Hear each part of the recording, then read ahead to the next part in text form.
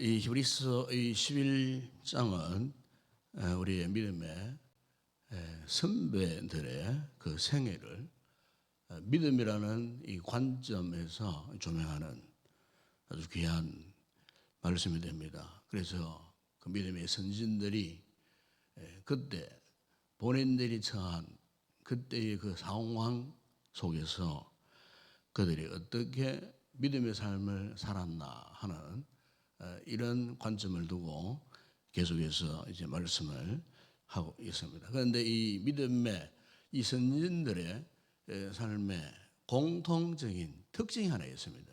그게 뭐냐면은 미래지향적인 삶을 살았다는 것입니다. 여기 미래지향적이다 하는 말의 그 의미는 몇 가지 의미가 있어요. 첫 번째 하나는 수용성이 있었다 그 뜻입니다. 그리고 현재의 삶에 그 어떤 문제, 어떤 역경, 어떤 고난 이런 게 있어서도 그 모든 현재에 당면한 이 같은 삶의 모든 문제들을 마치 스펀지가 물을 흡수하듯이 그 모든 것들을 이렇게 다 수용을 했다는 겁니다. 믿음으로 산다는 것이 바로 그런 것이라는 거죠. 아무리 인생이 고단하고 힘들고 고통스럽고 절망적인 그 문제의 해결의 실마리가 풀리지 않는 이 같은 절망적인 상황 속에서도 이 모든 문제들을 이렇게 다 흡수해서 그것에 대한 인정 이런 것들을 이제 수용성 신앙생활에서 참 중요한 것은 이 같은 영적인 수용성이 참 중요하다. 그렇게 이제 생각이 되어지는 겁니다. 그 다음에 또 하나 미래지향적이다 하는 말은 성실합니다. 성실하게 살 수밖에 없어요. 그리고 앞서 말씀드린 이 모든 상황들을 수용하는 그 삶의 태도 자세가 있으면요 자연스럽게 당면한 그 삶에 대한 성실하게 살 수밖에 없습니다. 또 하나는 이 창조적 태도가 있다 그 말입니다. 이렇게 수용성이 있고 또 성실하게 살면은 또 새로운 삶에 대한 희망, 소망 이런 것들로 인해서 현재의 이 고난을 딛고 역경을 딛고 새로운 장래의 비전, 꿈을 안고 새롭게 살기를 이 결단하고자 하는 이 같은 창조적 능력이 있게 된다는 것입니다. 그래서 우리가 믿음으로 산다는 것이 이렇게 미래지향적으로 이제 살아가는 이런 아주 중요한 공통점이 있다는 거예요. 우리의 신앙의 선진들, 특히 히브리서 11장에 나오는 수많은 이 같은 우리 믿음의 선진들이 이 같은 미래를 향한 삶을 향하여 이렇게 살아갔다는 것을 우리가 히브리서에 나오는 이 같은 선진들의 신앙의 모습을 통해서 우리가 보게 되는 것입니다. 오늘 본문에 나오는 이삭의 생애를 보아도 그러했습니다. 이삭의 아버지는 아브라함 아닙니까? 그래서 아브라함이 이제 그 이삭을 낳았을 때에 참 그것은 기적적인 하나님의 특별한 은총 가운데에 이 이삭이 출생할 수밖에 없었어요. 도저히 참 생명을 잉태할 수 없는 그런 가정에서 하나님께서 일찍이 그의 아버지 아브라함에게 약속하신 그 약속을 따라서 아브라함의 나이 100세 때에 하나님께서 주신 그 아들이 이삭입니다. 그런데 이제 이 이삭이 이렇게 이제 삶을 살았을 때에 오늘 이제 본문에 이제 그 이야기를 합니다만은 그가 이제 오늘 본문에 보면 그가 죽음이 가까웠을 때에 이제 아들을 축복했어요. 이삭의 아들은 야곱과 에서와 야곱이잖아요. 그런데 이제 이삭이 그의 두 아들들을 이제 축복할 때에 오늘 본문에 그런 말씀하잖아요. 믿음으로 이삭은 장차 있을 일에 대하여 야곱과 에서에게 축복했다는 그런 말씀이 있습니다. 장차 있을 일에 대하여 야곱과 에서에게 축복이 있어요. 그런데 우리가 창세기에 읽어보게 되면은 이삭이 처음부터 그가 이 같은 장차 있을 일, 미래에 있을 그 일에 대한 믿음을 가진 사람이었는가? 이 부분에 대해서는 우리가 창세기를 읽어보게 되면은 이 이삭이 그 두 아들들 가운데에 누구를 더 좋아했는가, 누구를 더 사랑했는가 하면은요, 야곱보다도 에서를 더 사랑했어요. 그런데 성경은 왜 이삭이 야곱보다 이삭을 더 사랑했는가 하는 것은 이 야곱과 에서는 태어날 때부터 상둥이로 태어나지 않았습니까? 상둥이로 태어나서요. 그런데 창세기 25장에 보게 되면은 이 두 생명체가 그 어머니의 뱃속에서부터 다투었어요. 그 이야기가 이제 창세기 25장 23절에 이제 이렇게 말씀합니다. 여호와께서 그에게 이르시되 두 국민이 내 태중에 있거나 두 민족이 내 벽중에서 나누이니라. 이 족속이 저 족속보다 강하고 큰 자가 어린 자를 섬기리라. 그런 말씀이었어요. 이때에 이 아버지 이삭이 굉장히 고민을 많이 했어요. 그래 지금 쌍둥이가 지금 뱃속에서부터 이제 다투고 싸우는데 하나님께서 장차 이 두 민족의 조상이 되어 가지고 이 두 민족이 이렇게 다툴 것이다 하는 이런 하나님의 이제 말씀을 들었을 때에 창세기 25장 22절 보면은 내가 어찌할꼬 그런 말씀이 나와요. 이삭이 참 고민을 많이 했어요. 그래서 이제 그것을 하나님께 물었어요. 하나님께 묻게 되니까 이때로부터 이 이삭이 하나님이 이 두 아들 가운데에 누구를 더 사랑하느냐에 대해서 점차적으로 알게 되었어요. 본인은 사실 인간적으로 보게 되면 오히려 이 이삭은 에서를 더 좋아했어요. 에서를 더 좋아한 이유가 창세기 25장 28절을 보게 되면은 이 에서는 항상 아버지에게 자신이 사냥한 고기를 항상 대접을 했어요. 그러니까 평소에 이 에서의 성격은 굉장히 적극적이었고 활달했고 그래서 참 광야에 나가지고 이렇게 짐승을 잡아다가 아버지를 위해서 이렇게 고기도 이렇게 마련해서 이제 드리고 하니까 굉장히 평소에 이 아버지 이삭과 그 아들 상둥이지만은 먼저 태어났으니까 에서가 장남이었거든요.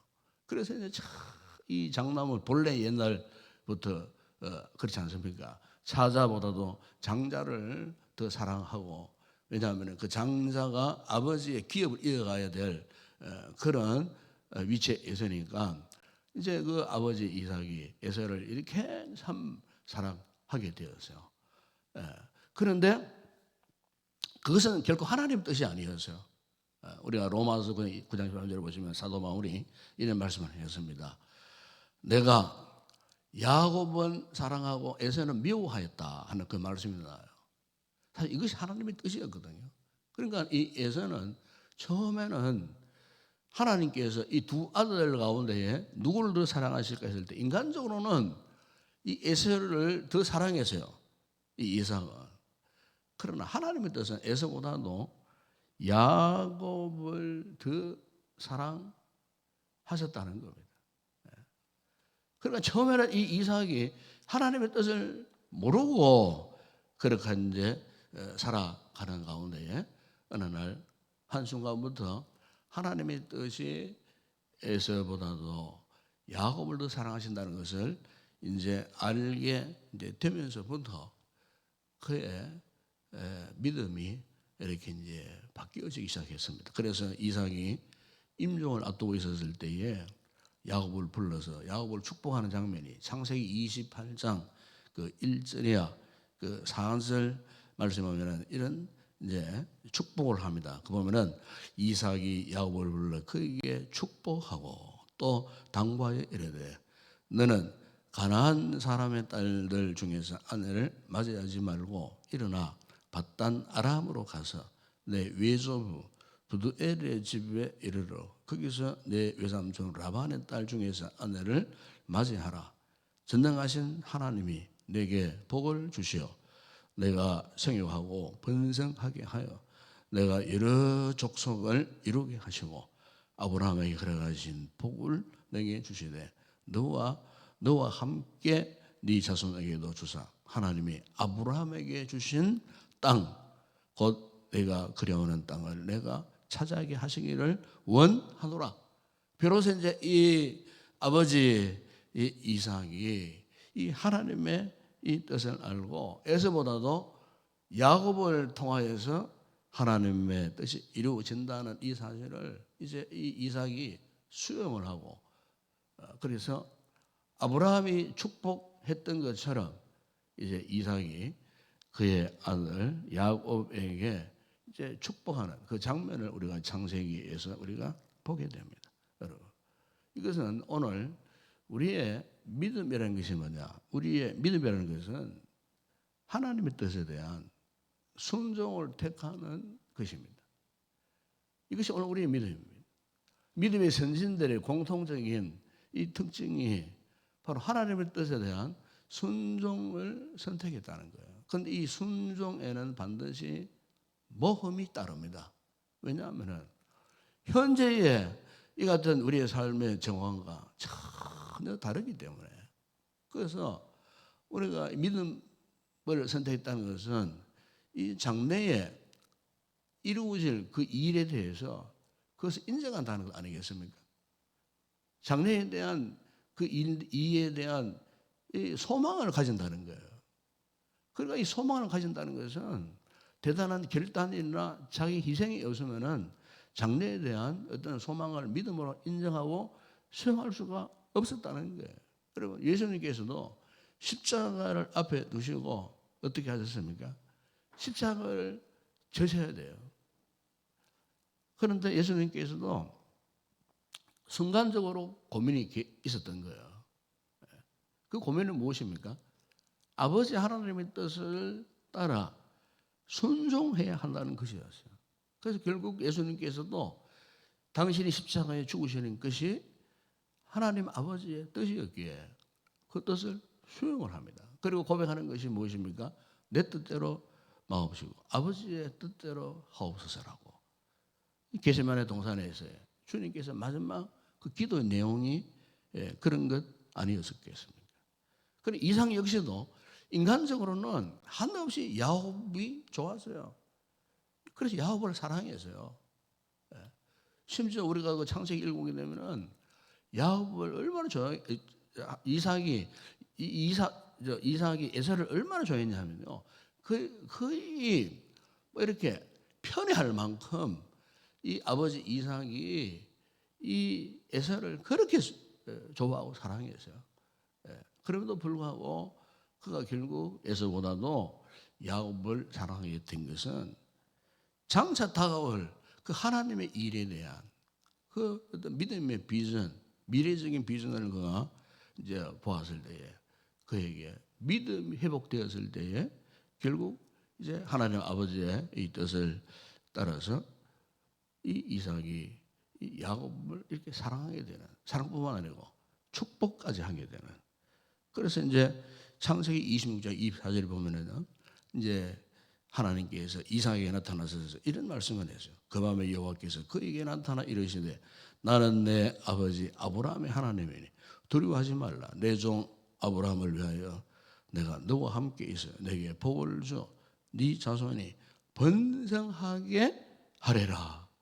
하나님께서 이삭에게 사실 이 하나님의 이 같은 축복은 일찍이 그의 아버지 아브라함에게 하신 축복과 똑같은 말씀 아닙니까?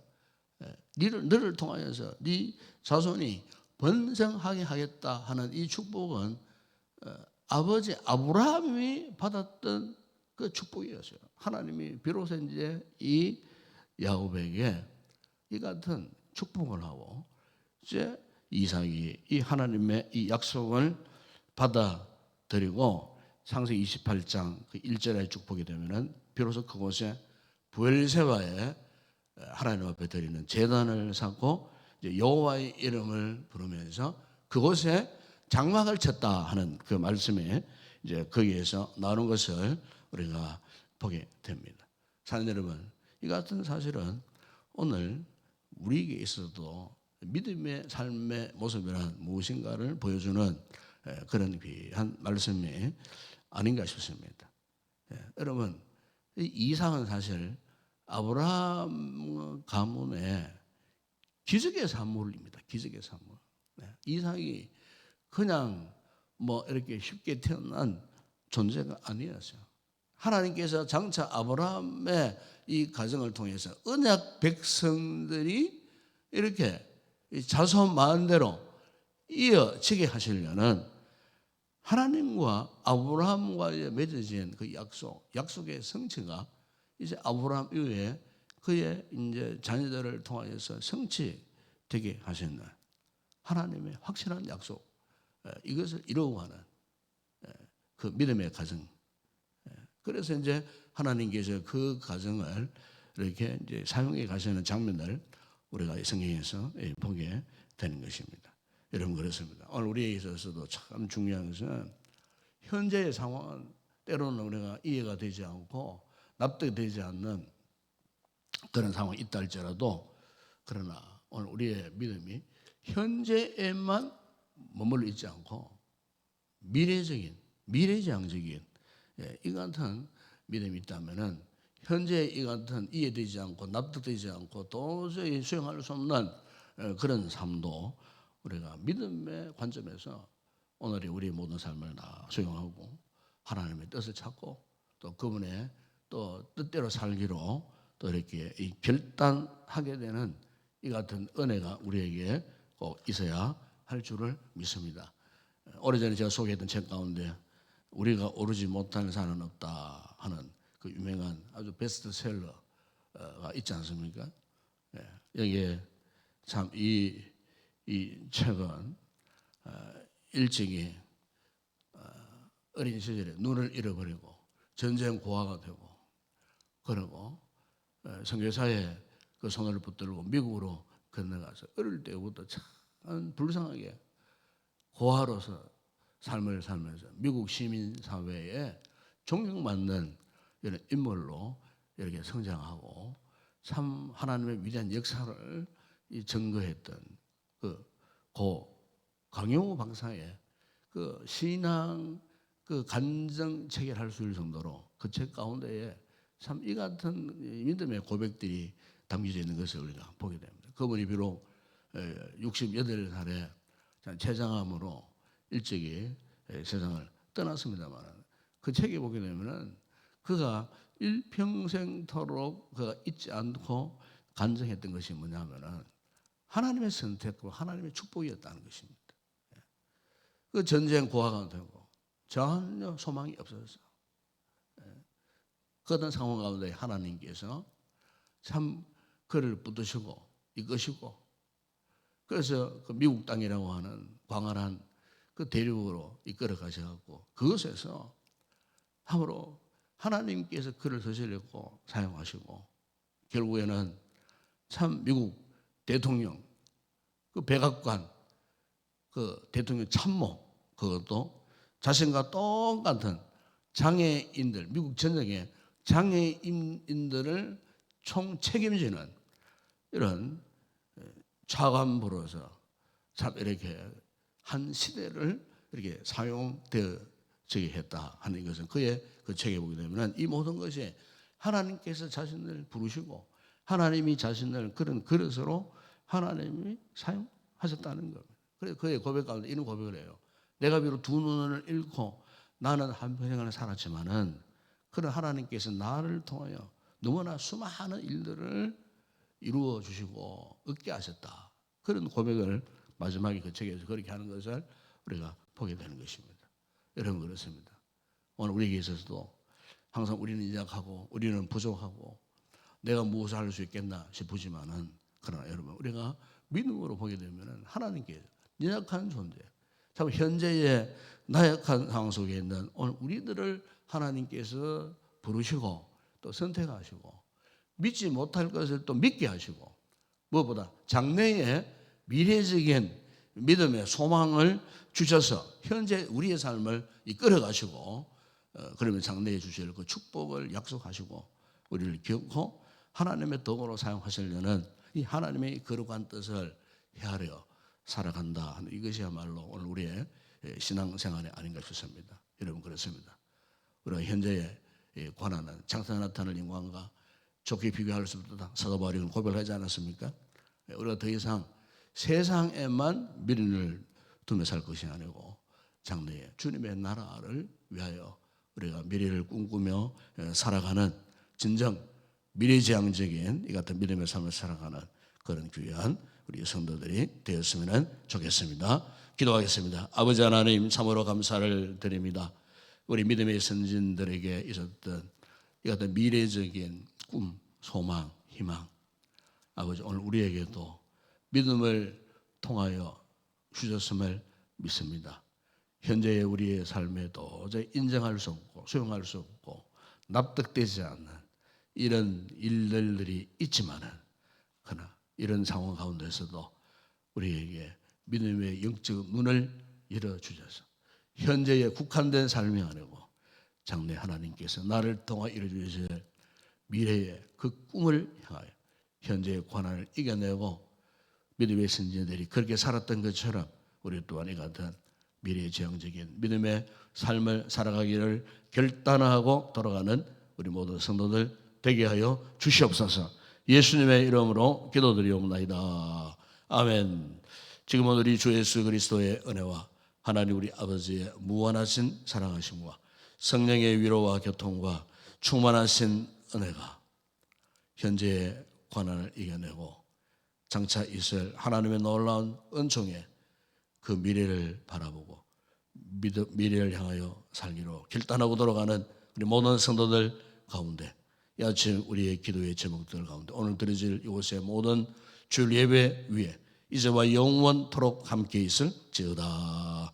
아멘.